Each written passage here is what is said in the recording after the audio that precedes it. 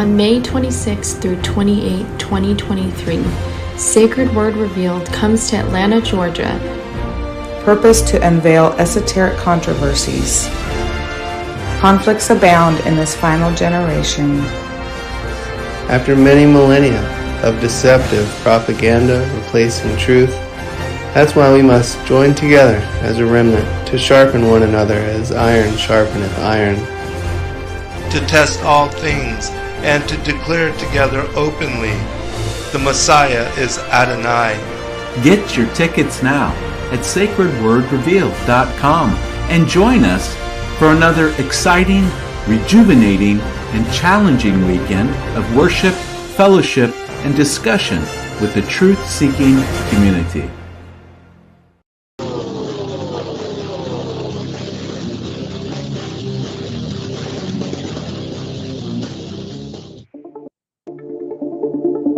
Most are afraid of unknown depths, skirting shores thinking world flat, and with the island girls in celebration of new religion. Nobody led me or said this way. I sailed alone on makeshift raft with wind as companion.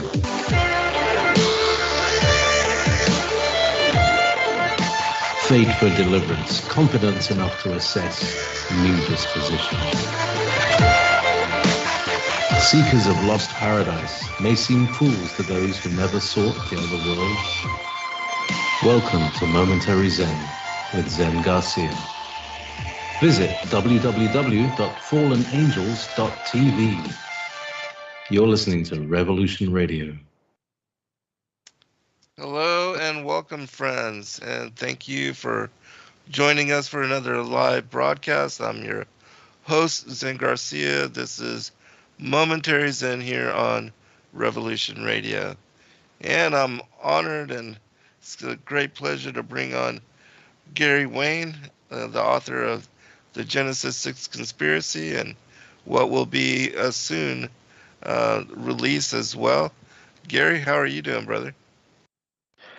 Doing very well, and so happy to be back talking with you again tonight. And yes, very much looking forward to my new book called The Genesis 6 Conspiracy, How Understanding Prehistory and Giants Helps Define End-Time Prophecy. So it's going to be an interesting sequel because you can read the books independent, but I think one will want to go back and forth between the two. So yeah, really looking forward to getting that out, and just going through the process now of going through all the details of getting it published, and working out the details of that and the editing and the marketing and stuff like that. So still work in progress, and don't know whether it'll be out. It won't be out in the next month or so, but hopefully, depending on what the publishing queue is going to be like, I'd like to have it out before June, but we'll have to wait and see. I have to get into the publishing lineup, so to speak.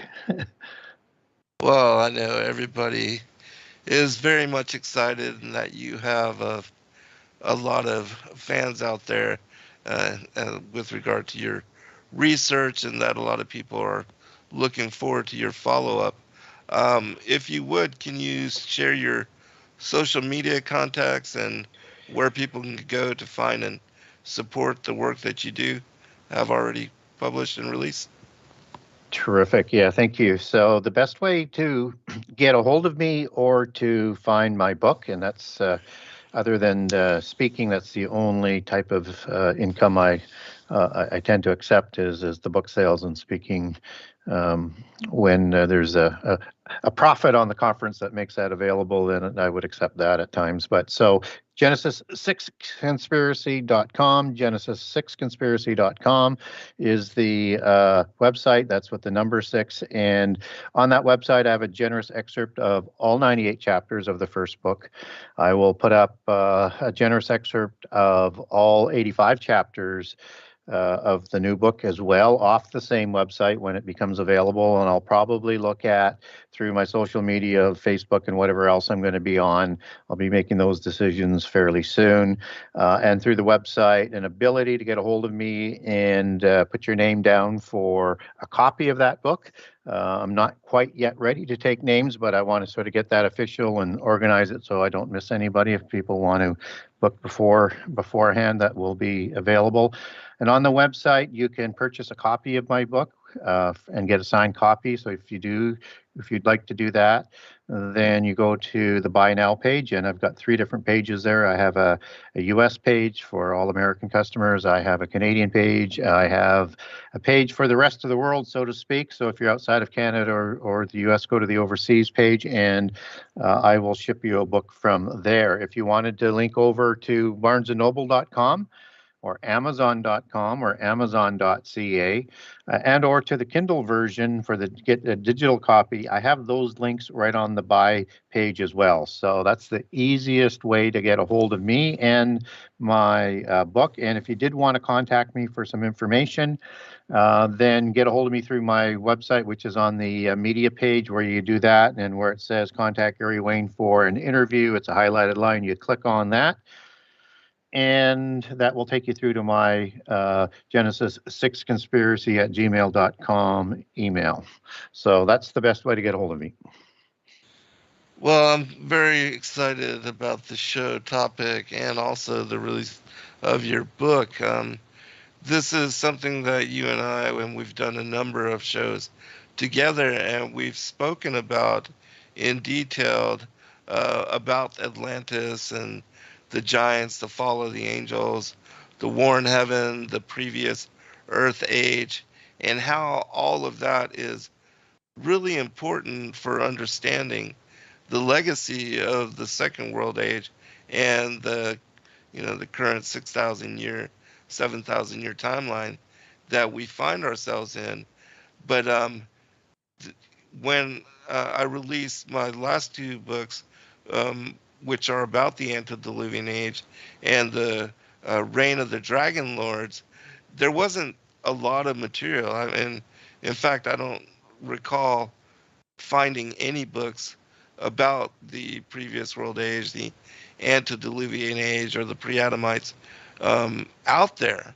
And so this is a topic that has been pretty much not even really considered and not greatly spoken about. And yet, again, understanding the end from the beginning, I do think it's important that people really look at and come to discernment on what the Bible regards as the earth becoming without form and void.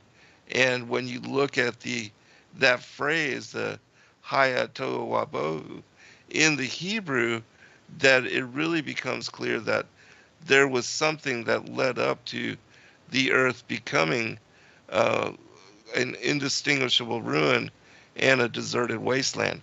That it wasn't created that way. It wouldn't make sense for the Most High to create the earth in an imperfect form.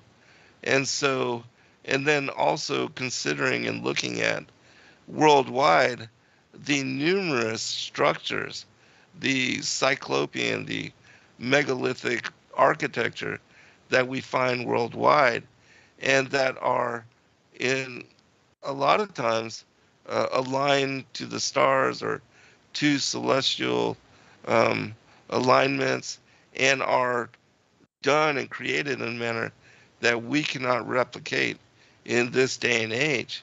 And so for scientists to declare, that we evolved of monkeys, and that the whole theme of evolution, and that somehow in our hunter-gathering past, we were able to create these kinds of cities, which still stand today and are, without a doubt, a witness to things we do not understand, supernatural circumstances which people are just now starting to consider.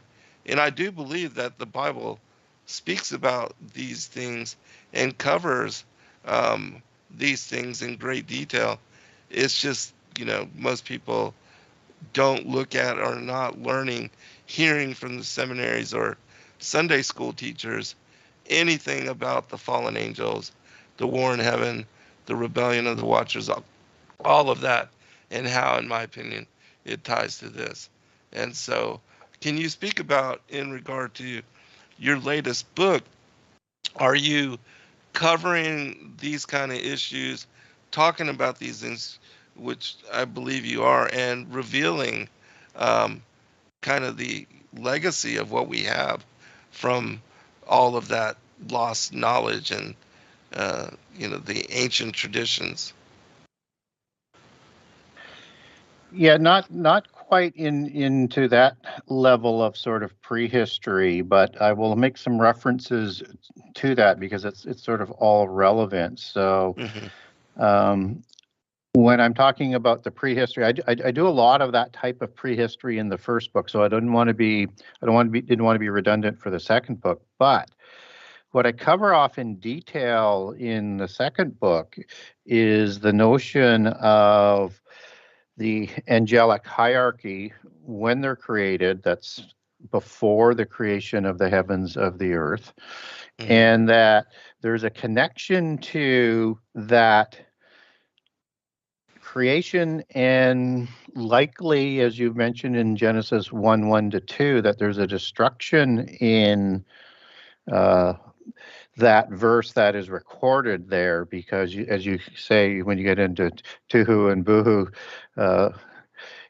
you get into this idea of the world being ruined or decayed or destroyed, Shakath, basically, kind of similar to the destruction at the flood, but not with the flood as being in the same kind of level as what's done in Genesis 1:1-2 with that complete destruction. And then you have a renewal of the earth that is going on with the spirit that's hovering over there, and that's relevant to Psalms 104, which gives other details on the creation process and the creation of the angels. But there's an interesting passage in there that says when he sends his spirit, the earth is renewed. And I think that's all talking about this renewal. So when you look at that destruction by fire that's talked about in 2 Peter as an end time prophecy, and I make reference to this in the book, is that it says something to the effect that the heavens of old and the earth were standing out of the water and in the water, whereby the world was then overflowed with water, and it died, or it perished. Right, perished. Right. And this is the world that's reserved for, as that prophecy goes on, is a world that's reserved for fire, which is that apocalypse of the end time. So it's important to understand this as the context for that passage, and that if you understand that word perished or died, the whole world didn't die with the flood. It was just what was on the earth. Right. And the other significant difference is that part about the water, about being in the water and out of the water and being overflowed with water. So if you sort of look into some parallel accounts, just as, and not to use this as the measuring stick, but to sort of use as a good example, is that you have this chaos that's part of creation.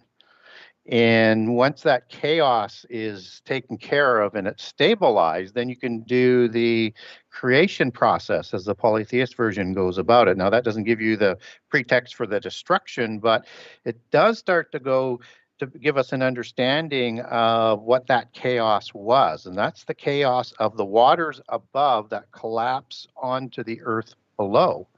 Mm-hmm. And so in the renewal of the earth, you have to have that reseparation of that water to create the firmament that's from the sun and in, so that you can have the creation of day 6. So you get all of that is sort of part of that whole, what I would call a New Testament sort of dual prophecy in 2 Peter. And I talk about a dual prophecy in the second book. And a dual prophecy is, I think the best standard would be Ezekiel 28 or Isaiah 14, but there's several of these prophecies. And within that, you have details that specifically go back to prehistory. And so, like with Satan in Isaiah 14 as being either the cherubim or the one who's trying to raise his throne to heaven in Ezekiel 28 and 14. And then you have a prophecy that's specified for Tyrus, and or in Isaiah 14, you have the king of Babylon, and you have the Assyrian all in there. So you have a prophecy that is designed for the time of the prophet that has interesting information about prehistory mixed into it. And then that prophecy dually has details for an Antichrist type figure and end time prophecy, that you need to understand those details of prehistory to know what's going on. So you have Satan that's going to try and move into heaven and set up his throne there. Antichrist figures do that throughout history, and we'll probably touch on that with Nimrod as we get into the subject later tonight. And also Antichrist in Daniel 8 verses 8 through 10 is talking about storming heaven. And that's the same timing of the passage in Revelation 12, where you have the war in heaven after Antichrist comes to power. So you get that sort of connection. But in the book, in terms of a lot of what I cover off on the really deep prehistory, I'm just covering off the angelic creation and the hierarchy of the angels. So I look at sort of the standard dogma, whether it's Dionysus of or the standard church doctrine, that's basically the same sort of thing. I reorganize that hierarchy and give people a better way of looking at it. I still give 3 sort of columns to the tiers, but I put 4 watchers out in the front, where the archangels tend to be part of the third hierarchy, which seems rather out of place in my sort of reckoning things.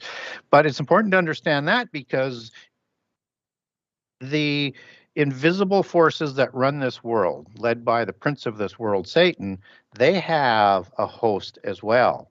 And that's the Hebrew word Saba for an army that has rank and order. So from the assembly of the gods, which I spend a lot of time, not a lot of time, but a fair bit of time in the book on, that's talked about in Psalms 82, and how it relates to the 70 nations both before and after the flood in Deuteronomy 32, are the invisible ones and the rank and order that is running this world, and that the visible ones, their spurious offspring and followers, sort of replicate that with their authority on this earth. And that's what is going to be taken care of in the end time. And so it's all interconnected. So if people want to understand end time prophecy, you just have to understand the history. So that includes how the earth would have become destroyed in the end time. I mean, not in the end time, in prehistory, Genesis 1:1 to 1:2, and understanding for people who aren't familiar with what we're talking about, there's 2 ways of translating Genesis 1. Either the world became void and formless, or the earth was voidless and formless. And so it's just a matter of how you want to translate that first word. And then once you get into the other words and you get into other passages in the Bible, some of the ones that we've talked about, and I think you were also referencing Isaiah 45, that God doesn't create anything in vain, Right. that you have to understand that context of that rebellion to understand not only why we're here, but that the Adamites and the epoch of the Adamites, which includes the end time, is to be the resolution to that angelic rebellion. And so you need this information. So that's part of what I talk about in the book, as I connect those types of things into the end time prophecy. So I have sort of say about 2/3 of the book on giants and prehistory, then 1/3 of the book on end time prophecy, and providing a chronology that people can start to work with, and also put in what my approach is there as well, so people understand how I arrive at my conclusions. Awesome. And also the subject matter tonight, and the reason I brought up and asked about the prior history, the First World Age, is because I do believe that CERN is a repeat, and that what they are doing there is something that has been described in not only the Emerald Tablets, but also another scroll called the Scroll of Thothis, which I'll share portions of with you and get you to comment later. But I think that, you know, the rituals and the things that they're doing there are to bring forth interdimensional beings, that they're doing these black magic rituals, and that this is a repeat of something that brought judgment upon Atlantis in the previous world age. And so I just wanted to get you to comment on that, if you see it in similarity, and just what you wanted to bring forth in regard to CERN, and if it has connections to like I see it. Yeah, I think we're talking the same language for sure. So there's this principle again that if we want to understand end time prophecy, we have to understand that term that's in Ecclesiastics about nothing is new under the sun. What was will be again. So things just sort of kind of repeat as we go through this epoch. And so if you understand that, and you understand that there's this really mysterious passage in Revelation 9 that happens, I think, in the first 3.5 years of the last 7 years, where you have the opening of this abyss where these crazy creatures come out that most people sort of align with, that's also the prison where the fallen angels are located. Then we need to understand that angelic rebellion. We need to understand that there is more than one dimension. I mean, biblically, you know, we're told that there is the physical universe that includes the firmament inside the sun and outside there is a heaven, and then you got the rest of the universe as heaven. Then you have the spirit world of heaven, but there's also the underworld, or Sheol, or Hades, as it's described in the New and Old Testament, or and the home of the abyss in Revelation 9, or the bottomless pit in some of the translations like the King James, and the pit that's in the Old Testament. And this was the prison for those fallen angels, and the worst of the Nephilim and the Rephilim, as Ezekiel 32 talks about them locked in to the sides of the abyss. So if we understand that, then we have to sort of say, okay, these were the ones that went to the abyss from the time of the flood, and in connection to the corruption of the earth at that time, both before and after the flood. And if there was a second creation, like with the Baalim, for example, creating the Rephaim, then those gods would have went to the abyss as well, and those would be the ones that would come out. But you have this greater apocalypse that was in Revelation 1:1 to 1:2. So was there something that happened there, and then this is, was a repeat of the rebellion and those in prison? So there may be even more ones in prison, or variations of how you want to go with that. Now, as we talk about this idea of dimensions, it becomes very important to the understanding of discussing in CERN. And when we talk about CERN, we talk about significant technology and knowledge that you were referencing in the building of these great cities and monuments that we can't do today, and there's no proper explanation that makes any sense coming out of secular accountings and or the sciences associated with it. So we have this understanding, though, that you have a time both before the flood and then shortly again after flood where these angels walked amongst humankind, and they provided great knowledge to the 7 sciences that were being developed, and they were taken to a significant level, and a level that I think we're just coming towards that event horizon now, and we're still not there, although it's developing very, very quickly. And that this knowledge came to an apex in the generation of Noah.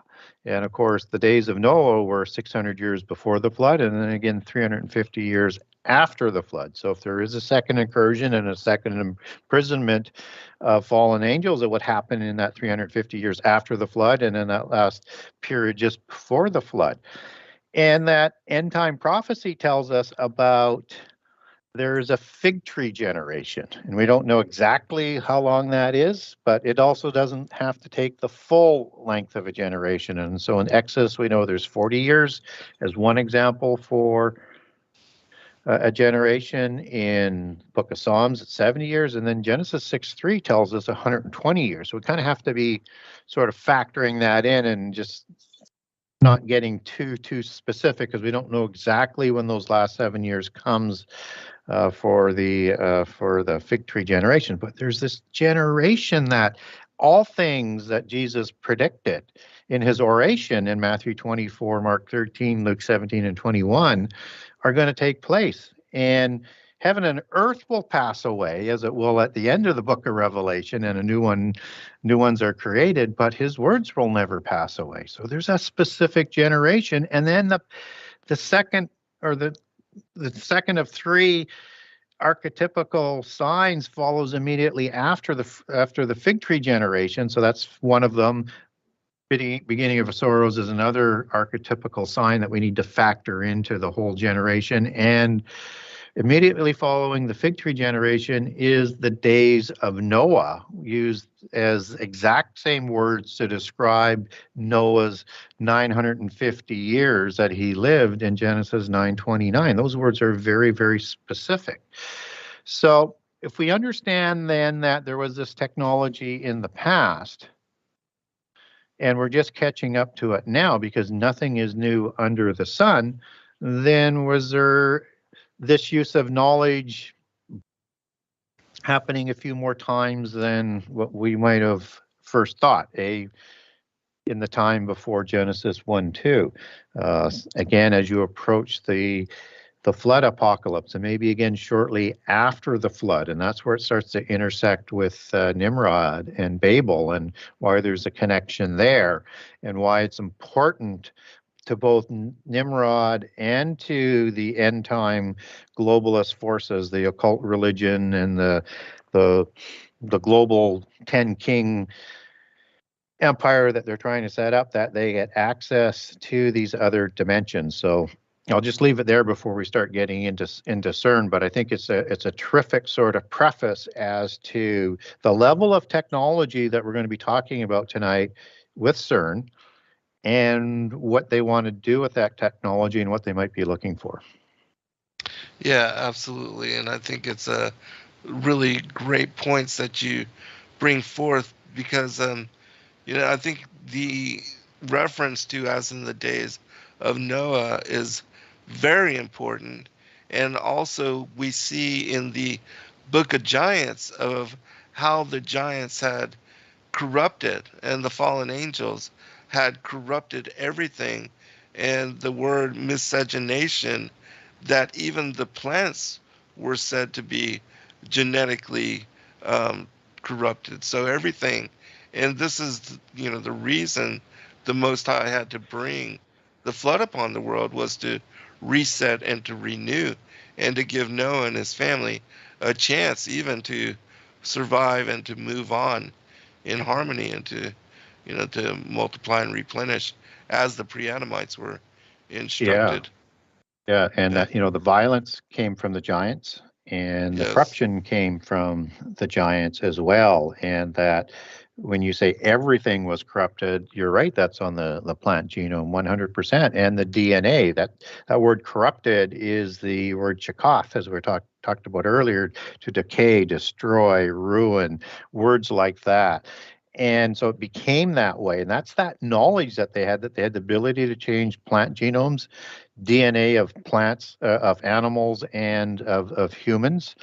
And that it led to the point of not just the flood for that restart, but that God had to actually call a representative kind of the clean animals and the unclean animals, 7 pairs of the clean and 1 pair of the unclean, and select the 8 to go on the ark, because he knew which ones were not corrupted, that would restart the world again anew. Not that he didn't know that giants weren't going to show up again, and the angels were not going to continue to rebel and try and thwart the plans, but that was to provide more time so that all the names in the Book of Life had the opportunity to have their time on Earth to find a way to leave their names in the book or have it blotted out. So I think it's a very, very apropos to bring in that technology level again. And again, we're just hitting that level now where we could change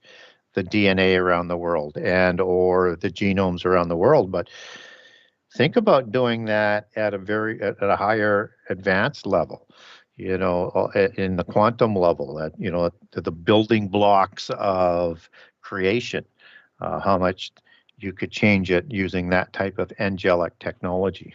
Mm-hmm. Yeah, and as you said, with regard to the replication, I think that, the powers, the principalities, that they are poking and leading and guiding humanity to the recreation of a lot of these technologies in order to replicate things that they've done in the past. And I think CERN is, a perfect example of that. And also with the supposed deal that the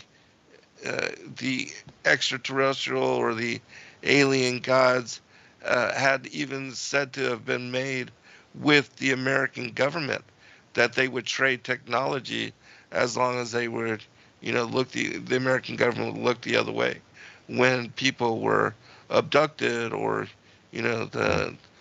they were invasive on others' lives. And there has been this experience in the history and definitely incidents reported all over. And I think this kind of thing is heightening as well, that it's happening more and more. Yeah, I think it is too. So that technology is what everybody's chasing. There's no rhyme nor reason, as just sort of acquiesced or usurped the authority to develop it at any price or cost or from any source. And that guidance is happening again to create that technology. And I think that's reflected in the book of Enoch, where that illicit knowledge of heaven was provided that would set that off. And what's also interesting was when you were mentioning the book of giants, there is that Gilgamesh is mentioned in there, and he was so upset at the dreams of the apocalypse that was coming, and Enoch said there was nothing to him, that could be done to avoid it. That he was so upset that he took on the loyal angels himself and warred with them. Yeah, he wasn't successful. But again, it's almost like that Antichrist type figure again, right? And, it's hard to know who that Antichrist figure was in, before the flood that was trying to enter heaven. But that would have happened at the time, before the flood came. So it's very, very analogous to what Antichrist will do with 3.5 years left to go of this age. So, that may have been a different name. It may be just an allegory. And for people who aren't totally aware of the Gilgamesh stories, you have to keep in mind this is probably a different Gilgamesh that's in the Epic of Gilgamesh. Because in the Epic of Gilgamesh, he is born of Lugabanda as his father, king of Uruk, in about the 6th generation, and through the mother goddess Nin or Ninsen. And so it's like he is a second incursion giant and named after an antediluvian giant. And what's important about that sort of analogy is that that's not unusual to have giants after the flood named after the ones that were before the flood. And as in the Epic of Gilgamesh, where you sort of see that full delineation as being a post-diluvian story, and also has the Mount Hermon and Cedar Forest in there as well. But he's talking about, depending on which version you're using Utnapishtim as the Nephilim Noah, because he's 2/3 God and 1/3 human, as Gilgamesh is, or Ziazudra, as it is in some translations, or Itzubar is another one. And I know a historian by the name of Smith says he's Gilgamesh, but it's exactly the same story. Says that's Nimrod, I'm sorry, but it's exactly the same stories as Gilgamesh. And And so I think that we have to keep that in mind as we're trying to understand the chronology of prehistory is sort of my point on that. So yeah, so I think we had that technology that was in place, that they could build the things that they were doing, and that they could build all sorts of technologies that either were recreated again after the flood, that we see part of that deception of what's going on today, or it was spared from the flood. I don't care how you want to do it, but if it was spared, it would have to be done in the earth, off the earth, somewhere other than where the flood was doing the damage.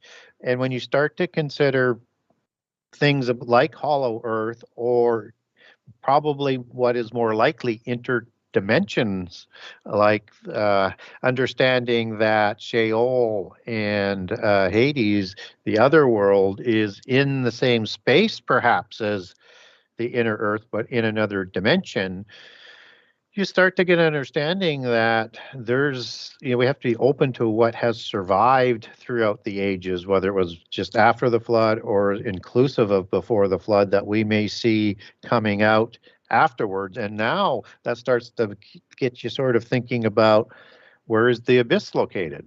Or the bottomless pit? Well, it's in Hades, it's in Sheol, it's in the underworld, as part of that interdimensional location. So maybe it's a good time to start leaning into CERN and how that starts to connect into it. Yeah, one more question and then we'll go into that. Just wanted to ask you, with regard to the wars and the ulterior motives of the elite, because it is my opinion that a lot of the wars, even what's taking place right now with Russia and Ukraine, that there was said to be the oldest pyramids in the world ever discovered. They're found like 10 years ago in Crimea. And that seems to be one of the reasons why Russia went in there and decided to make a stronghold of that particular area. But I also believe that, for instance, the Iraq War, the German archaeologists were said to have discovered the tomb of Gilgamesh there in Babylon right before that invasion, and that there were other also Anunnaki type technologies found in Afghanistan. And certainly we see the story of the Kandahar giant as being one of the remnant giants still living in that area. And so do you think that some of the wars that are going on and that are being started and followed up on are because of this supernatural technology and this lost knowledge? Yeah, so when you're following any sort of mystery, follow the money, follow the technology and the knowledge, and follow the power. And so part of that, what gives you the wealth and gives you the power, is the knowledge and the technology. So it's always been valuable. The elites of the world know how powerful this angelic technology is, and that they're trying to look for it. So when you look at that Iraq discovery, and there was actually a release that came out from the State Department that had it mixed in with thousands of emails. I think it was towards the end of the Obama administration. I know I've got it on a Word file somewhere, but it alluded to the discovery of that tomb and the sarcophagi, as I recall, of Gilgamesh. So when we look at that, what was going on with the post-Diluvian giants, and one would presume the antediluvian giants had those powers and more. You have this idea that they could self-heal. So in the Ugaritic text, for example, you have giants that are called the Rapiu and the Rapiyum, and they're created by Baal and Ashtaroth, and they want them to come back to recreate more because they're having a fertility issue. So you have them called as kings and bloodlines and warriors, which are basically Raphaim, and they're also called spirits that can go back and forth, particularly if after they've died. And so that's like the Rapha 7496, where the giant was 7497, and then 7495 in the Hebrew Strong's lexicon, it means healer or doctor, because they thought they could self-heal. And in the Ugaritic text, it talks about them healing people and healing themselves. So they were known as these great healers of this sort of great ability, which is why you had to take their head off suddenly, quickly, so that they couldn't repair the damage fast enough. So that's the technology that may have been provided by the sarcophagi, as some people would theorize. So that would be significant, or the DNA that you could backwards engineer into the giants, as in what a more, let's say, more advanced version of what the Nazis were trying to do with recreating the blonde hair, blue-eyed, pale-skinned Aryans. You have that, and then you have the discovery of these pyramids that you're talking about. And pyramids were more than just wonderful pieces of architecture. They had significant meanings and had significant things encoded and embedded into them. And the thought is that they were more than just power plants. They could have been. They were likely portals to other dimensions, and you have to be careful so your mind doesn't sort of run away. But when we link back in Nimrod later into the CERN discussion, we're going to see that sort of connection. So, yeah, if you look at what Putin is doing in terms of his Scythian roots and the original Tsar bloodlines and dynasty, and that the Scythians were both before and after the flood in their belief system, they would have a recollection of what was in those pyramids and what it might do for them. And Kiev was the capital of the first czars of the Scythian Tartarian Empire of the Ukraine and Russia.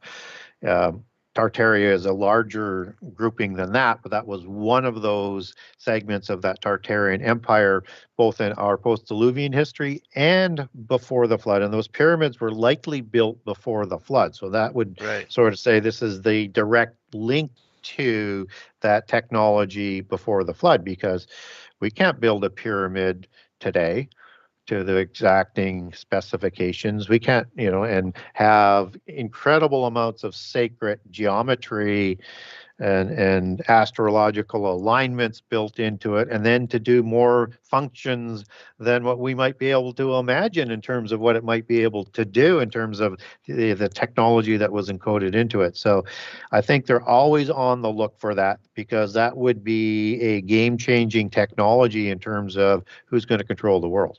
Right, exactly. Yes, and we've got about 10 minutes before we go to break, but also I wanted to just ask you, and then feel free to go into CERN, and because I definitely think it's relevant to the subject, and I'm glad that we're going to be following up on it. But in your research, have you heard or studied, and I know you brought up with Sheol and Tartarus, that these races are dwelling under the earth, and if there had been even judgment passed on them, because I know that in the Cave of Treasures it speaks about, in a passage, about how certain giant tribes were locked into the center of the earth, that they were banished to the interior of the earth. And I think that the wrath of God poured out on the wicked, that, and also what they're attempting to do right now in CERN, that the Most High will remove his restraining hand and allow them to achieve the rituals that they're doing in calling up these dark interdimensional beings, and that the locust army coming at the end of days is part of the judgment of him allowing them to get exactly what they want, which is to bring forth these entities to this particular realm. Yeah, I would certainly think that is, and we could be talking about a combination of literally in the earth and or in another dimension on certain things. And so we know there was underground cities that were built all over the world, and Petra would be probably the most famous for people to sort of zero in on. And what we see on the outside is a very small piece of what's built in the earth. Exactly, yeah. And so what's interesting about Petra is I mean, it's ancient, so it's probably antediluvian, but people settled there after the flood and very early on after the flood, and that was the home and capital city of the Amalekim, and also home later for the hybrids that are created through Timna Ahorim and Eliphaz, son of Esau, the Amalekite nation. And the Amalekim that I'm referring to are the ones that are listed in Genesis 14 that were both in the south of the covenant land and then also in an eastern location, and that was their capital city. And so they literally would have searched it out and took possession of it because they knew of that knowledge. So again, it sort of goes to that recollection that they knew of these places, and that certainly could have been one of the places that the giants could have hidden in those types of underground cities, and perhaps in some sort of stasis chambers if they were going to survive into the end time. Doesn't mean that's how they have to show up in the end time, because they could be recreated, because not all the angels are in the abyss. But yes, we will see the unlimited power of the angelic technology, because as you mentioned, we're going to see that in full view, and as it comes out in the Revelation 9 war, that's 200 billion men.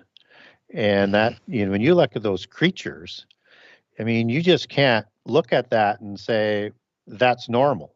That is something that is created from some other technology that we're just catching up to, or they're starting to implement it now based on how close you think we are to the last 7 years. And this happens after the abyss is open, as what you linked. So, and then you have this great war. And these beings have a description that are very similar to Joel 1 and 2. Yes. Which I believe is the same as Ezekiel 38 and 39. And I do a comparison in my new book on that. So I'll give a couple of quick examples of it so people know what we're talking about. And I think this is technology that is creating chimera type of creatures for some of the things that come out of the abyss. So if you're a demon, disembodied spirit of a giant, you're going to need a body, and then you're going to need some sort of thing to ride into war on. And I think that's a combination of all of this. So I think they're going to be in chimera type of bodies, and I think they're going to be in chimera type of biologically in part, likely AI, all sorts of other technology that is also part of what they're riding on. So in Revelation 9, it says that the locust army is 200 million, and Joel 1 and 2 says the locust army is the largest ever and any to come. So this is larger than anyone, and that's why most people think it's Armageddon, except that in Joel 3, that's the Armageddon War. This is before the Armageddon War, and then this Revelation 9 and Ezekiel 38 and 39 happens before the midpoint of the last 7 years, so Armageddon is yet a war to follow. So perfectly consistent that way. Revelation 9, they ride horses. In Joel 1 and 2, they have the appearance of horsemen and chariots. Revelation 9, they are lion-headed horses. Joel doesn't tell us they're lion-headed, but they have the teeth of a lion, so likely the face of a lion.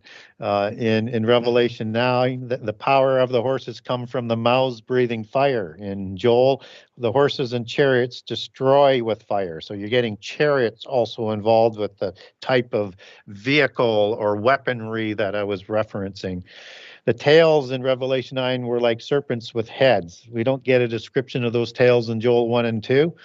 But Revelation 9, the human heads on the riders were not described, but they have human heads.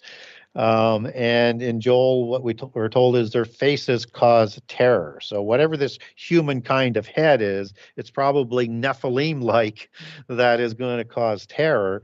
The riders and horses wear fire, brimstone, breastplates in Revelation 9. In Joel 1 and 2, the rider and the horse is not wounded by the sword.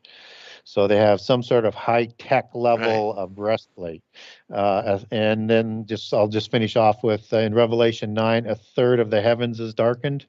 In Joel 1 and 2, the sun, moon, and stars do not shine. So you have the same types of descriptions for this army that happens as part of the first woe of those scorpion creatures coming out of the abyss. Yeah, agreed. Yeah, we've got about 6 minutes. Would you like to go ahead and get into CERN? And then when we return from break, I'll read a passage that I think is connected to it, after the second hour. Yeah, I think it's perfect timing just to sort of set some of the preface for CERN, and we're going to talk some things that probably people haven't heard about before, but we're going to make it very sort of compelling as we talk about some of these details. So, we're all familiar with these crazy occult dances and things that are associated with CERN. CERN is an occult science in practice, and it's a technology that is unbelievable. But let's just sort of go back to a few details that will help understand what CERN is. So CERN was, first of all, the birthplace of the World Wide Web that most people aren't familiar with, and it was used to link into the internet and the hypertext. And so it is sort of the beginning of this whole interconnected hive kind of mind world type of thing, and where the world is one. The CERN organization has UN observer status, like the Knights of St. John. Those are the only two organizations I'm aware of, there may be more, that have UN observer status and aren't nations. They have the right to speak at general meetings and at debates if they choose. They have the right to sign resolutions and to vote on procedural matters if they choose. They have the right to sign the signatures on working papers. So this is a globalist organization that is working for globalist purposes. And so CERN believes that science is a vehicle for social change, social justice, a socialist world in what they would call, or I would coin as, national socialism on a globalist scale. So global socialism is what they're trying to do. And that's why everything is so analogous to what happened in World War II. So right from the word progressive and everything that follows thereafter, it's a very similar kind of analogy because it's a sister organization to what was going on in Germany. I'm not saying they're there yet, but they're working towards the same atrocities.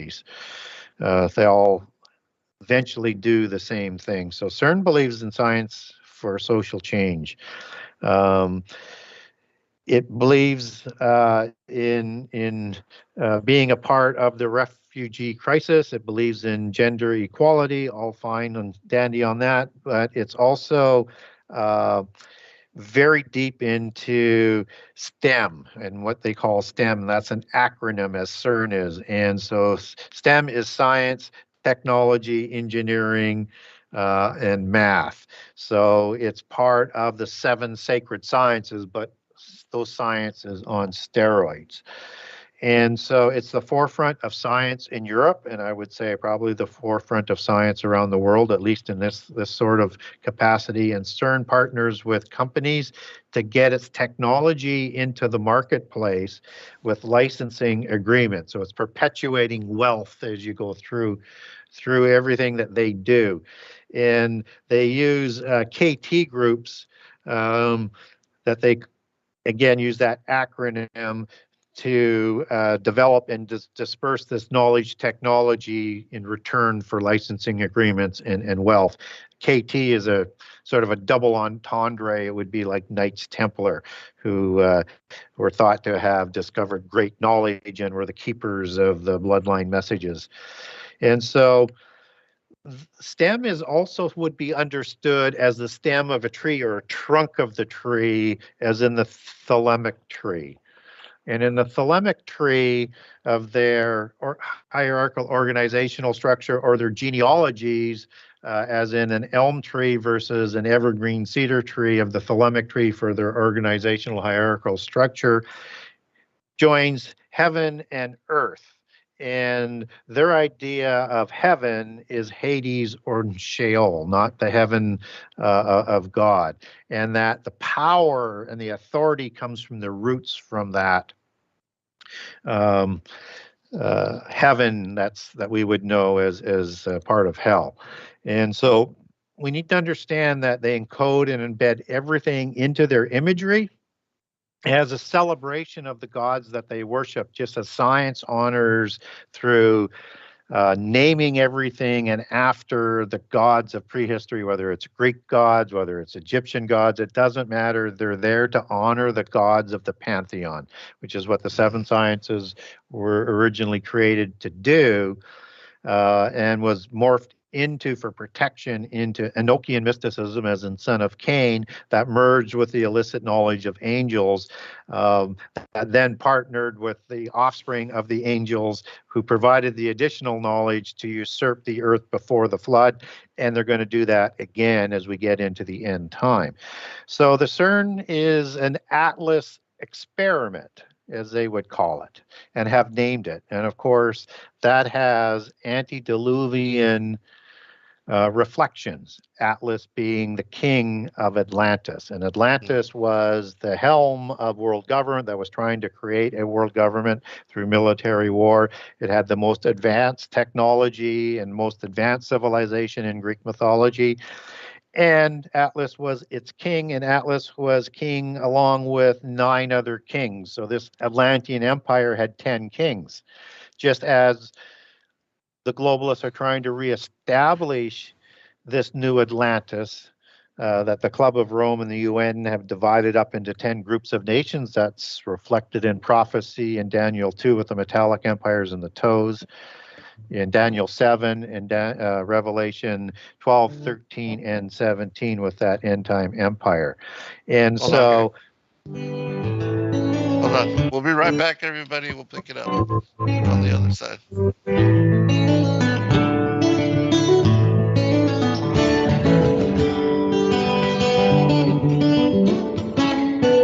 Listen to Revolution Radio at freedomslips.com, and we'll be right back after this message. Radio, freedomslips.com.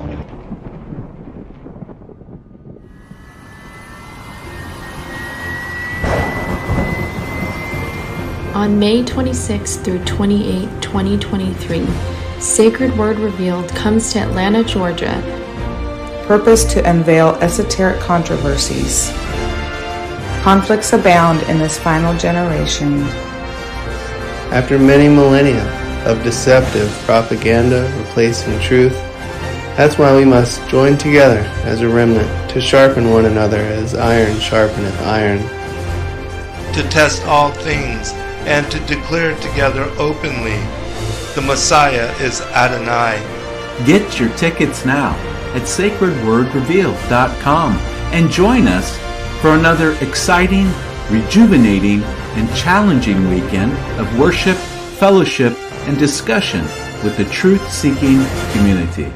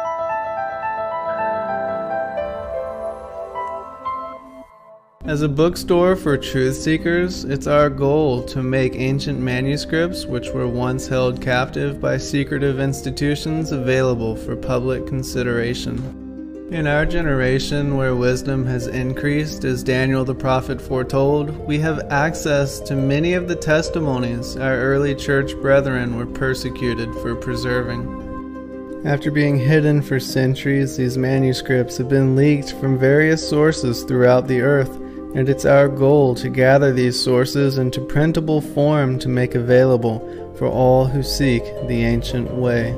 If you're looking to deepen your studies of the biblical narrative, find these ancient manuscripts and more at sacredwordpublishing.com.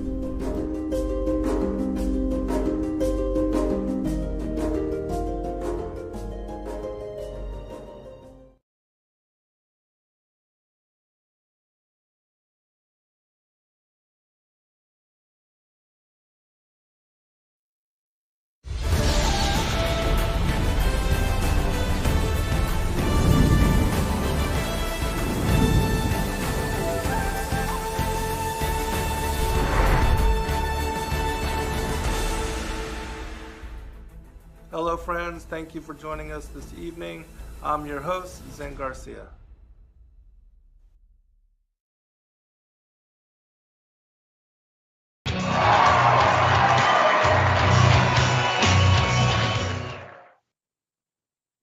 In the old books, it is said that the old motherland was ruled by the Queen of Light, who was supreme above all. The temple tales tell that the lesser gods came to dwell among mortals when the mistress of brightness ruled in Kalathi, that they were sheltered in temples, and priests were appointed to minister unto them. It is said that places of instruction were set up within the temples, but few men were taught the inner knowledge. It was rightfully held that it would be a danger to those without wisdom, and it had to be safeguarded. Is this not the tale told in the book of Beginnings? It is said that Kalathi lay within the borders of Kamu, but could it not have been the land of similar sounding name outward from Pontus, beyond God's land? Is it not set up both that they were engulfed in fire and water? In the book of Beginnings, it is said, the generations passed and a vast amount of knowledge and wisdom was accumulated and preserved in purity. It was the heritage of mankind, but though man had learned to cherish the light of truth and walk wisely with it, nevertheless then, as now, false priesthoods flourished. They pandered to the carnal desires of the underdeveloped and exploited the weaknesses of the ignorant. Their iniquity built up a vast weight of evil in the netherworld, which projected itself into the material realm of earth, so that the powers which upheld it became unstable.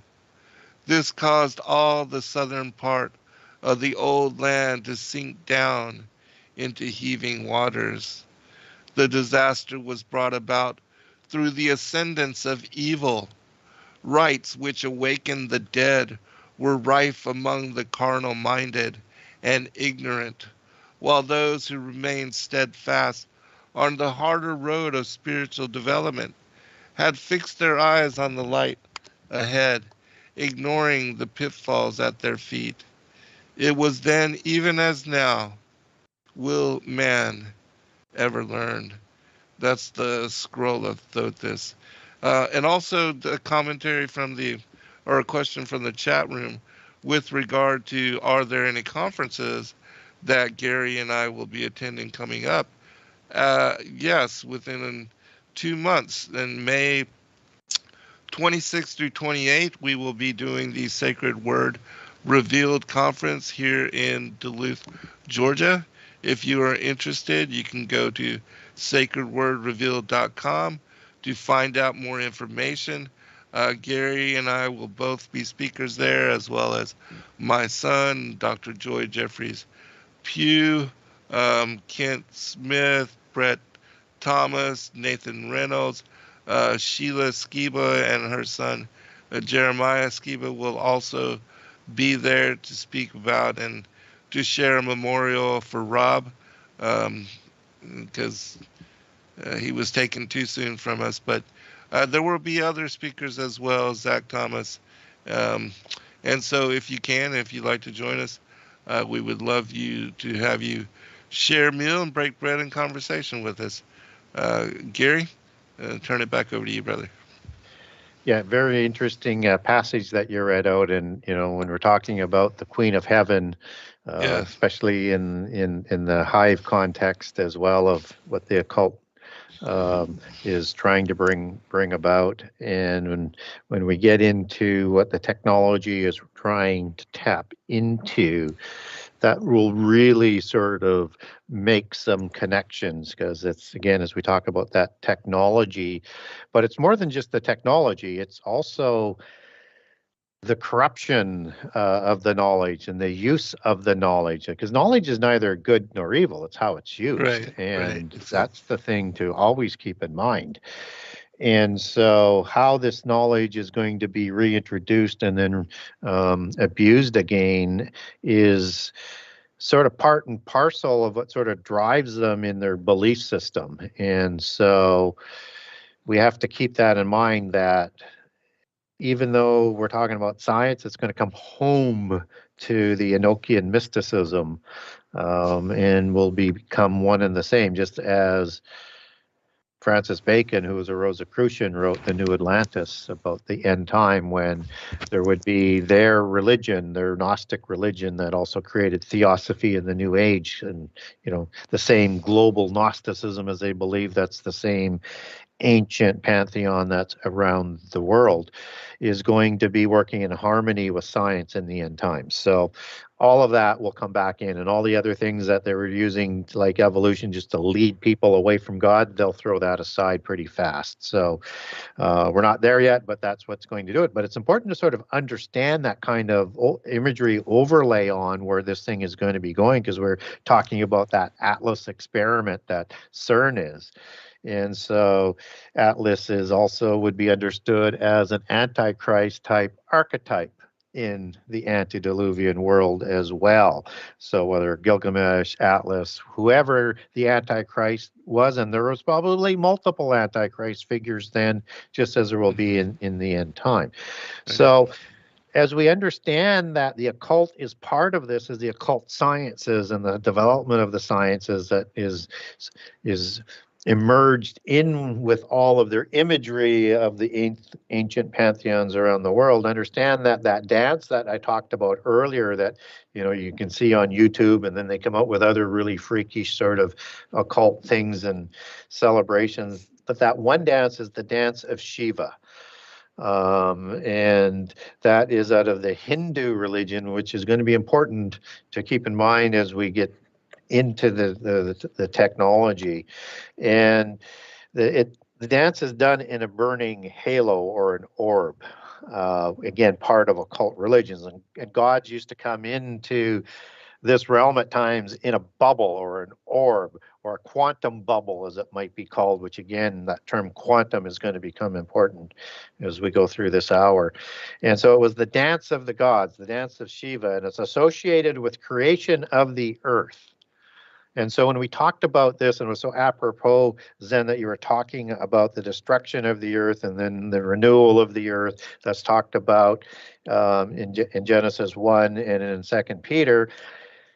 Shiva, the destroyer god, which would be equivalent to Abaddon and Apollyon as a title for a god that's in the abyss, that's going to be the leader of these creatures coming out of the abyss. Shiva destroys to recreate. So it's their belief system that you need to have this destruction to have a recreation.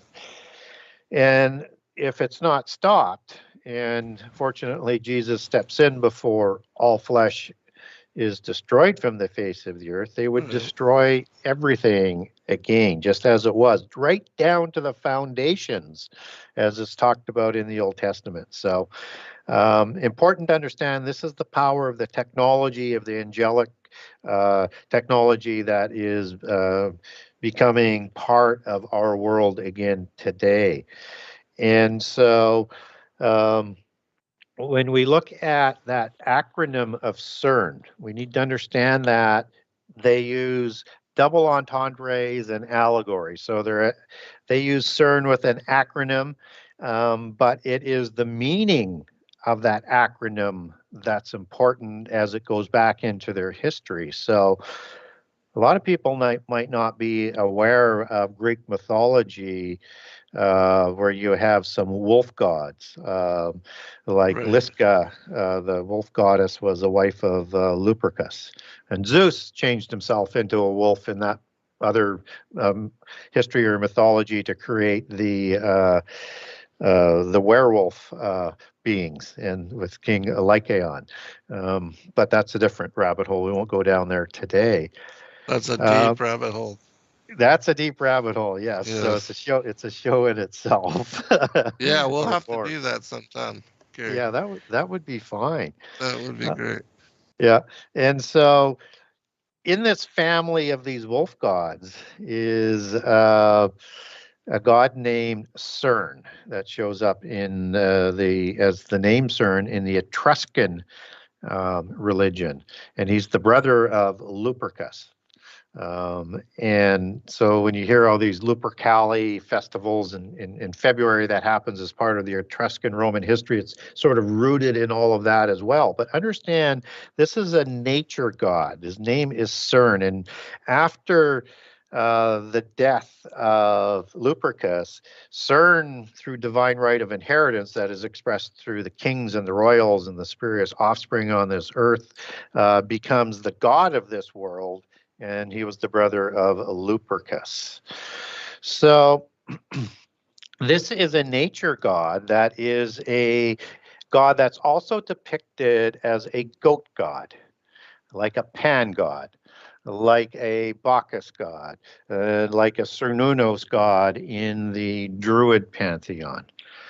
This is a Pan god that is associated with Baphomet as the god of the Knights Templars. This is an Azazel kind of god that was degraded to goat god status, Satir, Sa'ir as it is in Hebrew, Ayir being watcher, and Sa being hairy, kind of a contracted, shortened version of a few different words that all mean hairy and shaggy. And Satir is the Hebrew word for devil gods in the Old Testament, the Satirs in Isaiah 13 and Isaiah 34, and also for goats as well, depending on the application. And also will be used in connection with Antichrist as in the Daniel 8 prophecies, but I won't go down that rabbit hole tonight. But just to give you an idea that this is the god that is the great Pan god, just as the Pan god has a temple at the foot of Mount Hermon right next to the gateway to Hades. And Abaddon Apollyon is the destroyer god. The destroyer god of the antediluvian epoch, according to the book of Enoch, was a fellow by the name of Azazel. And he was the leader of the host of those angels that was sent to the abyss for his crimes. And Azazel is the one who taught the arts of war and the arts of making war and the arts of making weaponry available to his spurious progeny, the Nephilim, and they created the violence on the earth that is talked about in the flood story that the Nephilim are part of. And so Azazel also provided the majority of the illicit knowledge to the antediluvian world. So he was described in the book of Enoch as being the one that was attributed all sin of the antediluvian world, and we would understand that as a scapegoat understanding. So when you roll that forward to Leviticus 16, you have Azazel showing up there. If you're reading the King James Version Bible, it'll say scapegoat, or the second goat. And it's the second goat that's sacrificed on the Day of Atonement. We're not told for what those sins are, but that word scapegoat or goat is Azazel. And this is the scapegoat that the sins of the antediluvian world, I think, are being sacrificed for on the Day of Atonement. And this is the same God that is going to be coming out of the abyss as the leader of the abyss, as the destroyer God, just as they do the cosmic dance in their occult rituals coming out of India. So when we look at Apollyon, Abaddon, they both mean destroyer in Hebrew and in Greek, and that CERN is located in a town called Saint-Genis-Pouilly, and it was originally a Roman town called Apollyacum. And both of those words derive out of Latin for Apolliacu or Apollyacum, depending on which word you want to take that back to. And there's a temple dedicated to Apollyon there. And Apollyon comes out of the group of words out of Greek that has Apollo in it, and they're kind of similar types of meanings. And it's not that it's Apollo that's the god that's going to be coming out, because it has its own nuance, the meaning as the Greek sun god in Greek history and mythology, but he was also the god of death and pestilence, and as that meaning is part of that destroyer god as well. And so he is very much a part of that Etruscan pantheon of CERN and or Apollo, as you get the Greek variation, as he's also known as. So you have all of the sort of overarching imagery of what's going on with the sciences there, rooting back to the one who is accredited with giving most of that angelic technology to the antediluvian world. I mean, you just can't make this stuff up, but there's no way that you could have a coincidence like that. Right. Now, we also see some of this knowledge that sort of shows up shortly after the flood. And I'll let you back in here in a second, Zen, just to finish off on this, and then I can get into some of the other details later in terms of the quantum technology. But after the flood, Nimrod, in secret society history coming out of the Polychronicon and the history of Freemasonry, receives knowledge from a fellow by the name of Hermes, who finds the two pillars of Lamech and or Enoch, depending on which version that you're reading on that, and there's two different legends on that. And he brings that on the two pillars of Lamech are the location of the lost knowledge of the antediluvians. One is made to survive fire, one's made to survive the flood, so it floats. So it's obviously the one that floated that he found. And there he finds, according to the legends, 36,525 books buried in 9 vaults, stacked on top of each other, incredibly underneath the Great Pyramid. And he brings that knowledge back to Nimrod, and they use that knowledge to build Babel City and Babel Tower. And we're told with that application biblically, with the knowledge that we're not told of where it comes from biblically, that acting as one people with one language, there'll be nothing that they can't do by extension, which is again an archetypical understanding for the end time, just as Babel is the root word for Babylon. So it's going to be that religion that he imposes plus this knowledge, and he builds this ziggurat. And in polytheist accountings, he would climb that ziggurat that they were building, and he would shake his weaponry at God and threaten God and say the most hubris things as an Antichrist figure, as talked about in Revelation 13 and in the book of Daniel talks about, a beast-like individual. He threatens God, and he's threatening God that he will go into heaven and kill God. God gets out of line again. I mean, this is like Gilgamesh trying to storm heaven to get at God. It's like what Antichrist will do in the end time, where he actually brings down some of the starry host and tramples on them. He's not successful in overthrowing God, but there's a technology that's being implied here that Nimrod has and what Antichrist will have and what was the power and the technology that was in prehistory. And so Nimrod, there's no way he can build a tower up to heaven, let alone into another dimension. So what's being implied here is the technology is building something that can go interdimensional. And so in the Akkadian version of the Tower of Babel, Babel doesn't mean confusion of languages. We understand it coming out of Hebrew. It means in Akkadian as in Bab, as in gateway or portal. And you have the other word El, as it would be understood in Hebrew as angel or a god, which is sometimes transliterated as El as well, but generally Babalu or Ilu, which is a transliteration of El as an Al and a few other versions as well. It means a god. So this is seemingly from the Akkadian version, he built a gateway of the gods so that he wasn't just sort of trying to bluff if he could complete that technology. He was going to either storm into heaven and try and overthrow God, as Satan did, or he was going to go somewhere else as well, and into Hades, into Sheol, into the heaven of the rebellious angels to free from the prison of the other world of Hades, of Sheol, those impassioned and worst of the angels who corrupted the earth before the flood were sentenced to go to wait in imprisonment in the abyss until the end time.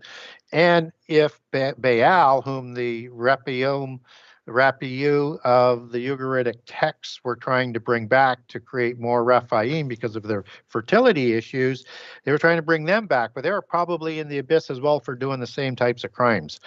And so I think Nimrod was trying to do both. So now we have this imagery of a tower, ziggurat, pyramid, the pyramid technology that was found under a pyramid that is linked to an Antichrist type figure that Antichrist will re-emulate in the end time, that's somehow connected with all of its imagery to CERN. So I'll just stop there for a couple of minutes and let you back in. I know I went on a rant. No, this is so awesome because it ties in with, the things that I wanted to cover in regard to some of these ancient scrolls, and the other one that I wanted to bring up, and this is the perfect spot for it, is something from the Emerald Tablets of Thoth. And for people that don't know about or have not read these, it speaks about the antediluvian times and also about the destruction of Atlantis and how the Atlanteans, when Atlantis was destroyed, they split off in a diaspora and went to different parts of the world, but they took their knowledge with them. And there was once as it says of the mother culture, that there was this high technology. The Atlanteans knew about these things, and then when the diaspora happened, they took the knowledge with them to different parts of the world. And we see that empires and civilizations came up at the same time. And like in South America and also Indonesia and different parts of the world, we see that a lot of these cyclopean megalithic structures and these ancient civilizations were built at the very tops of the mountains. And in my mind, it implies that, this was at the time when the world was covered over in deluge, and they had to build at the tops because that's where the area, then they descended as the water levels started to also descend. But I wanted to just share this passage from what is the tablet number 7. And it speaks about them doing these blood rituals where they're trying to invite these interdimensional beings into this realm. And it's intriguing. So I'll just read this real quick and pass it back over to you. It says, "Speak thou in words without voice to those who dwell down below. Speak I of ancient Atlantis. Speak of the days of the kingdoms of shadows. Speak of the coming of the children of shadows. Out of the great deep were they called, by the wisdom of earth men, called for the purpose of gaining great power. Far in the past, before Atlantis existed, men there were who delved into darkness, using dark magic, calling up beings from the great deep below us. Forth came they into this cycle. Formless were they of another vibration, existing unseen by the children of earth men. Only through blood could they have formed being. Only through man could they live in the world. In ages past were they conquered by masters, driven below to the place whence they came. But some there were who remained hidden in spaces and plains unknown to man. Lived they in Atlantis as shadows, but at times they appeared among men, when the blood was offered. For they to dwell, forth came they to dwell among men. In the form of man they amongst us, but only to sight were they as are men. Serpent-headed when the glamour was lifted, but appearing to man as men among men, crept they into the councils, and taking forms that were like unto men, slaying by their arts the chiefs of the kingdoms, and taking their form, they rule over man. Only by magic could they be discovered. Only by sound could their faces be seen. Sought they from the kingdom of shadows to destroy man and to rule in his place." And I'll just stop there. It goes on for a little bit. This is tablet 7 from the Emerald Tablets of Thoth. But I think it's intriguing how these, because we have the Anunnaki who are said to be feathered serpents, and the antediluvian gods were also said to be dragon-like in aspect or seraphic in appearance. And these particular beings are said to rule over and haven't even taken over the bodies, the bloodline royals that rule the world, which there seems to be rumors and also stories about the connections of the royal elite with these particular deities as well. Gary? Well, yeah, that's very, very good stuff. And, I write about in the first book about the 7 sages of Atlantis. And you have this legend that sort of goes worldwide. There may have been more than 7, but 7's a common number. And they brought the knowledge of the antediluvian world as survivors from Atlantis and other civilizations, as depending on which version that you're reading, because you could read of the 7 sages in India, and they're not going to say from Atlantis. They may say Mahabharaham. I think I butchered that name, but you get the sort of the drift they have, because there's probably 7 or more major civilizations that were around the world. So Right. Osiris would be one that would be considered one who went from different nations delivering the knowledge. Quetzalcoatl would be perhaps another one, but that's more of a god. Those are more of gods, but they could be sort of conflated in with these sages that did it. They're known as the Sabeti. And so you get this common understanding that this knowledge somehow survived. And in that sort of understanding, when I was talking about Hermes, that sort of fits in with the Hermes Trismegistus mythos, as well as, at least 1 or 2 of those 3 before the flood and 1 or 2 of those ones after the flood, as that conflated mythology comes together. And one of them would be a god in that Trismegistus. This idea of gods possessing humans was a well-known understanding in prehistory, and they didn't call it necessarily possessing, but it was the avatara understanding as we would understand it today. So Vishnu was the avatar of Buddha, and Vishnu came, I think, 16 times in different incarnations, and Shiva did the same thing.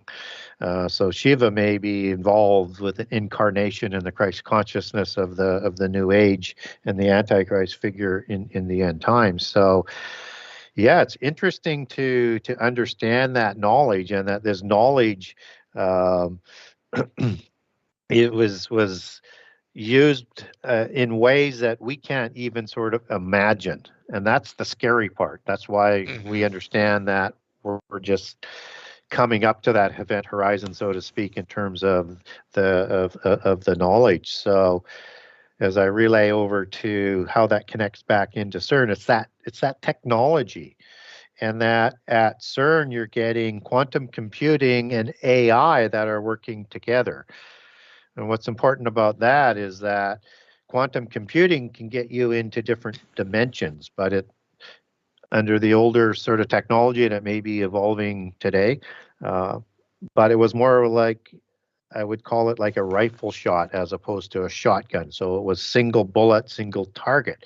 But if you want to search more dimensions and more places in those dimensions at one time, you need AI to match up to that.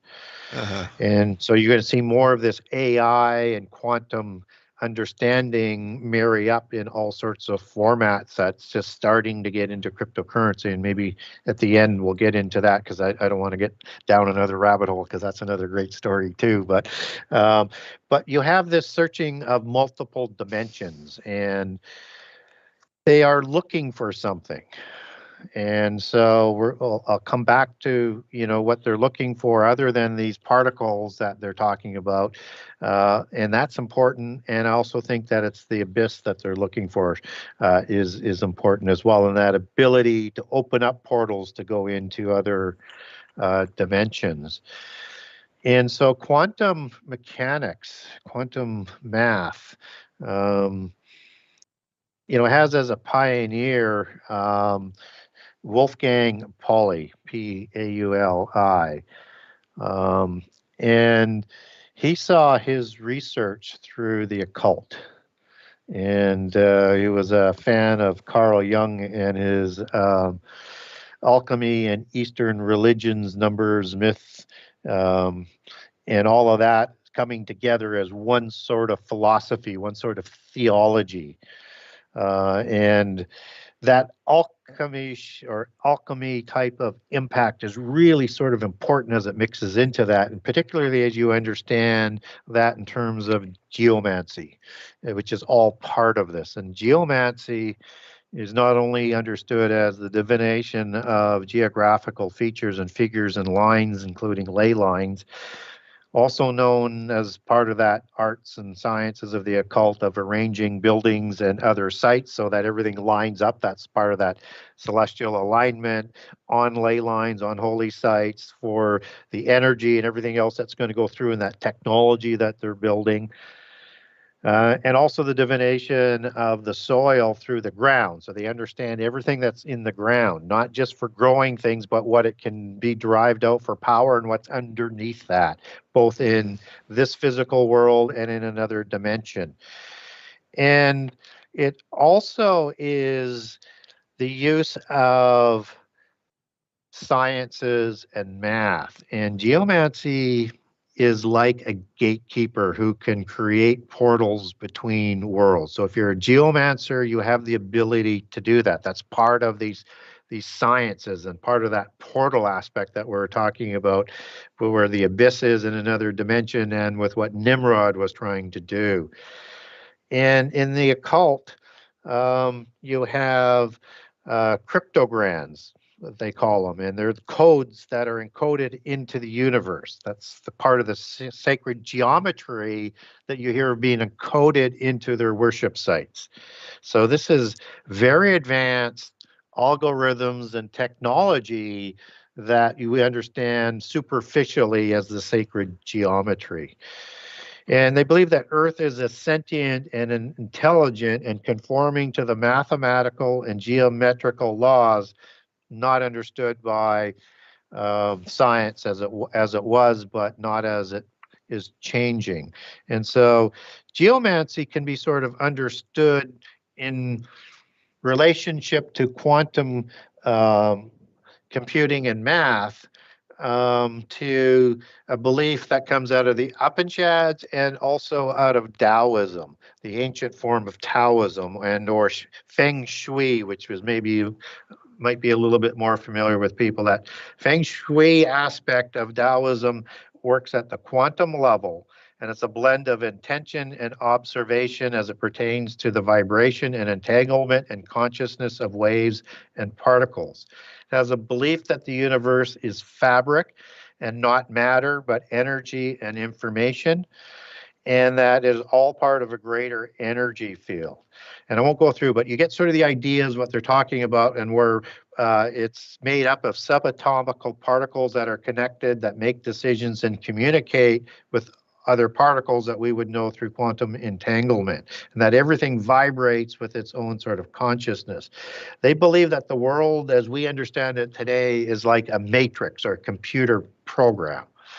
So we start to factor that into the geomancy and the occult and the angelic technology. We start to understand why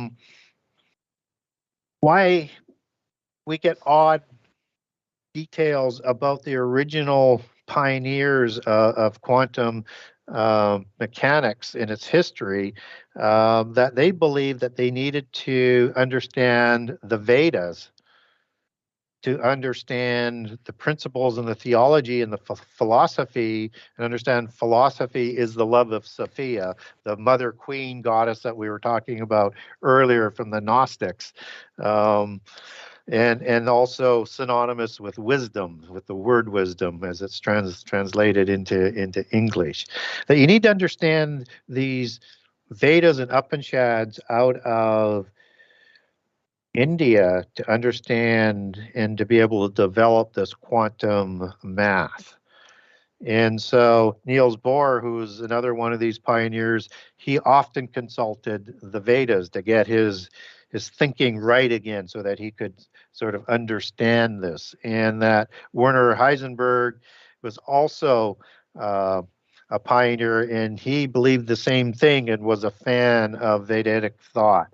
So was Schrödinger, another pioneer, and he believed in the unity of the Vedanta reflected in wave mechanics and particles, and the consciousness and the entity of the Atman or the Atma that is talked about in the Upanishads of multiple dimensions that the Upanishads also refers to. So the whole sort of theology is based in the occult religions that are religions of knowledge, of lost knowledge that they're trying to bring back.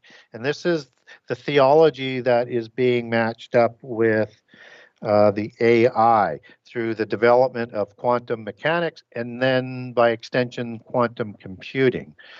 So I mentioned this Atma particle, and this is one of the things that they are searching for. So when you get the superficial God particle that they're looking for, or the other names for the type of particles, that may be part of what they're looking for.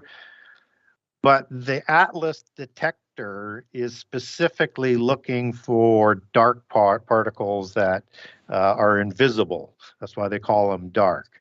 And dark matter interacts through a mediator particle. So that's part of the science. And it has what they call a super partner that is sort of understood as this dark particle, or known in the Atma particle as the known in the Indian Vedic religions as the Atma or the Atman particle. So they're looking for this. And it is an elementary particle that, as I say, is dark or invisible. And what's important about this Atman particle is that it is said to contain the eternal knowledge and is omnipresent. It is the soul, the consciousness, and the communicator of instructions, informations, decisions, and knowledge, right from the Brahman. And it is, or through the Brahman, I should be more accurate, and works through all particles through quantum entanglement. So what it's able to do is, through quantum entanglement, is to transmit that knowledge through the universe instantaneously, perpetually. And it is invisible. And it merges with particles that science are learning to measure. And so this is the particle that they're looking for. And this is the particle that they call as the life force, or the undiscovered particle, the consciousness of one entity, as they like to call it, coming out of the theology of the Vedas. And it is part of the knowledge that projects the physical universe as a matrix or a hologram using a quantum computer, a super one of angelic technology that we can't even imagine at this point, to create the physical world. And so why that is important is that as we get closer to the end time, we're going to see this technology start to merge and into the beast system and part of the implant system, just as cryptocurrency is going to be part of that system. And it's a currency that is being developed to be able to work with AI and in different dimensions with the technology that is just absolutely scary. And so again, if we have time, we'll talk about it. If not, maybe another show. But I want to talk a little bit about what's recorded in the Bhagavad Gita in terms of this Atma particle. And I'll just read a couple of passages there. There's lots of them. Sure. I'll cover off some of this in the new book as well. So scientists believe that this knowledge, as I said, is in every particle, and it's the divine consciousness. And in 8.3 of the Bhagavad Gita, it says the main essence of a man is the Atman, and it's the Brahman dwelling within each of us in terms of the Brahman theology of that religion. And it's he who perceives, knows the consciousness with the Atman becomes part of the divine consciousness. Part of the supreme self. They become part of the divine essence. The divine essence is the counterfeiting of the female aspect of the mother goddess as a counterfeit of the Holy Spirit and of wisdom. And this is the knowledge of that wisdom that it will be providing in the beast system that comes from all dimensions. That is part of that violation of not only the laws of creation, but sins against the Holy Spirit that's going to happen with that mark of the beast and that system as it starts to come together under Babylon in a system in preparation for Antichrist. And so people today will use yoga to meditate into the Atman and into a state of solitude where you're bringing the divine essence into yourself and you can become sort of one with the universe as we might understand it in sort of Western understanding. And so the divine Atman is the divine spirit that's in your body. But understand, it's not the Holy Spirit, and that's the counterfeit aspect and the danger.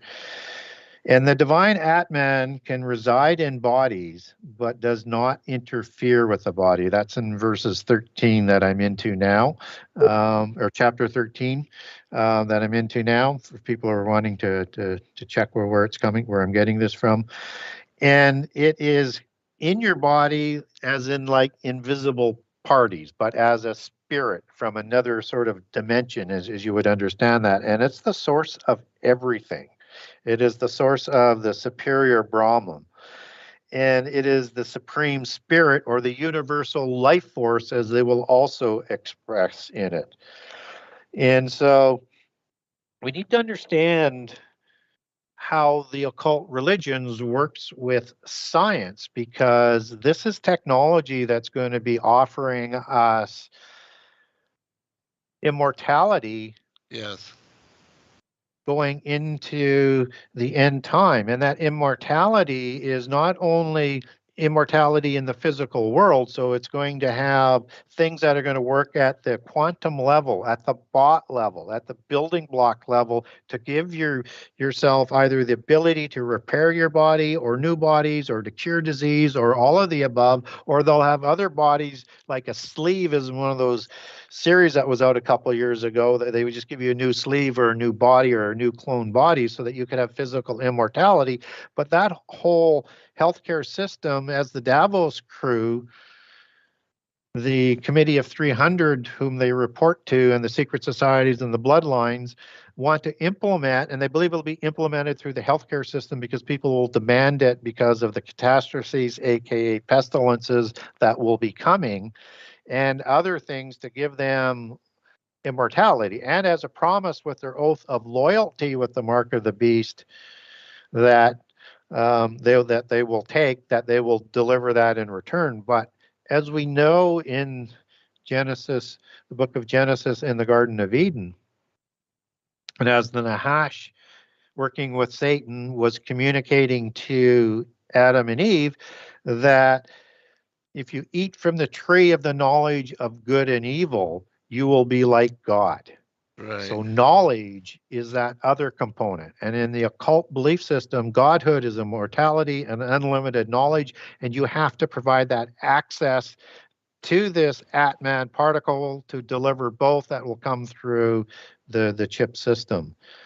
And of course, the other thing that they're wanting to do is they want to get in and unlock the abyss and let the fallen angels out, so that they Right. can bring about that rendezvous with destiny. So all of this sounds eerily akin to the versions of Nimrod. And all of this is playing out what happened in prehistory, and versions of reruns of that. And we're going to see the ultimate rerun as we get closer to the end time. Yeah, and with regard to the New Age promises, they say and Satan, the Luciferian ideology, they want to teach that everyone can aspire to be the Christ, that they can all be gods themselves, which is the first lie, that caused the rebel angels to fall and to be cast out with Lucifer at the very beginning, in regard to the war in heaven. So it's the same thing, the promise of kingdoms to rule over themselves, and then the whole thing of them also demoting Yahushua to be an ascended master, part of the great white brotherhood, and that he's a great prophet and teacher like all of the others that had come previous to him. And so it's the same kind of lies all wrapped up and brought forth in repeat. And so, yeah, that's what we're seeing. We had a question from the chat in regard to who is funding the CERN and the project, and as far as the money and the finances. It's European money for the most part, and it's funneled through the Committee of 300. If you look at the thelemic tree of hierarchical organizations, they're above the Rosicrucians, which are above the Illuminati, which are above the Freemasons, but below the Council of 33 and below the 13 families. But it's the Council of 300 families, of royal blood families and European families specifically. They also have reporting to them the IMF. They also have the World Bank that reports to them. They also have the Club of Rome that we've talked about, that split the world into 10 different groups. And the Bilderbergers also report to them, and many others, just as branches or sort of around the tree go into the tree trunk organization of the Committee of 300. So they control through the G20 and the B20 that met. And the B20 is the Davos crew that met with the G20 in October. They control in those nations and those organizations 85 to 90% of both the world GDP and world trade. So all of that is working together. That's how powerful that group is. So it's very important. And I also wanted to underline what you're saying about that great lie. Yes. In the Upanishads mantra, it says each life is the whole of existence, and I am the West, above and below, and the entire world, and the Brahman. And the Brahman is, as you become one with the Brahman, you yourself become the supreme creator and person and ruler of the world. So it's about becoming godhood through that whole knowledge, understanding. And so we're going to see a lot of that type of theology. It's going to be presented in ways that will be sweet and easy to digest, because it's going to play to everybody's weaknesses. But as with the scroll in the book of Revelations, it may be good to eat, but it will go bad in your belly. And I thought that was a good analogy. That is great. Absolutely. And so, the whole theme of I will exalt my throne above the stars and the clouds of God. I will be like the Most High. Again, it's going back to the very beginning, the fall of the angels, the rebellion, the insurgency. It's the same thing repackaged. But and a reminder, Gary will be joining us in 2 months here in Atlanta, in Dunwoody, for the Sacred Word Revealed Conference. And we do invite all of you, if you can, to come and share a meal and break bread and conversation and share hugs with us. We'd love to be able to put a face to the names that we see in chat. We appreciate all of you so very much. Gary, we got just a few minutes remaining. I'll turn it back over to you for a final comment. Yeah, I mentioned early on that cryptocurrency is part of the developing technologies. And recently, starting in November, the reserve banks are moving in to take control on it. The initial cryptocurrency, it was to pioneer it, to sort of get it out, to work with it. So expect to see that become the version of world currency, and it'll be a race between China and the East, with the Russians and the West, to develop this new technology. So you're going to get caught up into that rivalry that's going to, again, deceive people into going with it. And what's important about that is that it's still developing. And now, recently, in the last couple of years, you have AI that is now working in concert in many companies with cryptocurrency. And it is working in concert to correlate through its ability to supercompute the blockchains and put those into different groups of information. And the blockchaining is part of that whole cryptocurrency, and nothing can be erased from the blockchain of cryptocurrency, and it follows.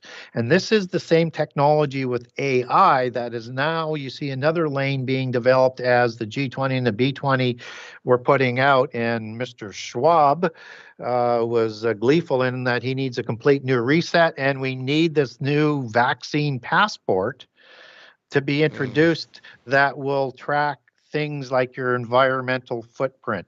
And it's going to work with the technology of Alibaba of China that they put in those social credits system with, so that if you want to own property, take a loan, do certain things, you have to meet a social credit score. That's stored on the blockchain, as with all of this other type of information that can never be destroyed, with AI working with it.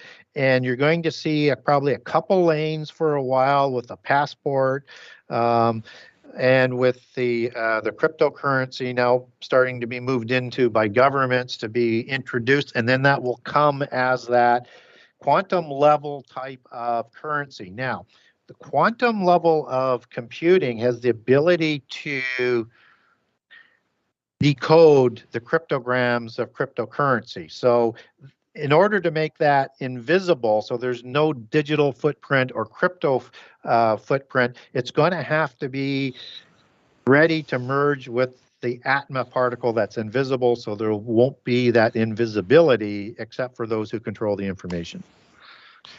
If you want to buy or sell, which is what it tells us in the scripture, that's exactly where it's heading. Yeah. The mark of the beast is angelic technology. Yeah. Hey, Gary, it was a fantastic show, brother. I so enjoy coming on and sharing topics and conversation with you. Thank you for making time and availability to all of us and being such a great friend to Sacred Word and to myself and my family, man. We really love you and appreciate you and look forward to getting a chance to see you here in a short bit. Oh, absolutely. And thank you for inviting me. You people are always the best to work with and always welcoming. And, you know, to be able to come at things with open minds, not, and not being sort of unbiblical, but with open minds to understand things allows us to set things in what we see today and hopefully make some sense for people out there. So to be able to work with people like yourself, Zen, it's absolutely a pleasure and an honor. So thank you for inviting me. Thank you, brother. Great blessings. Shalom all. Good night.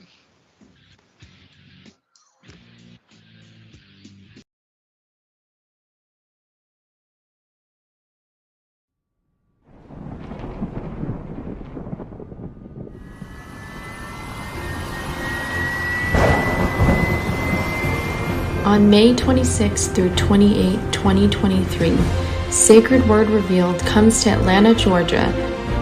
Purpose to unveil esoteric controversies. Conflicts abound in this final generation. After many millennia of deceptive propaganda replacing truth, that's why we must join together as a remnant to sharpen one another as iron sharpeneth iron. To test all things and to declare together openly, the Messiah is Adonai. Get your tickets now at sacredwordrevealed.com and join us for another exciting, rejuvenating, and challenging weekend of worship, fellowship, and discussion with the truth-seeking community.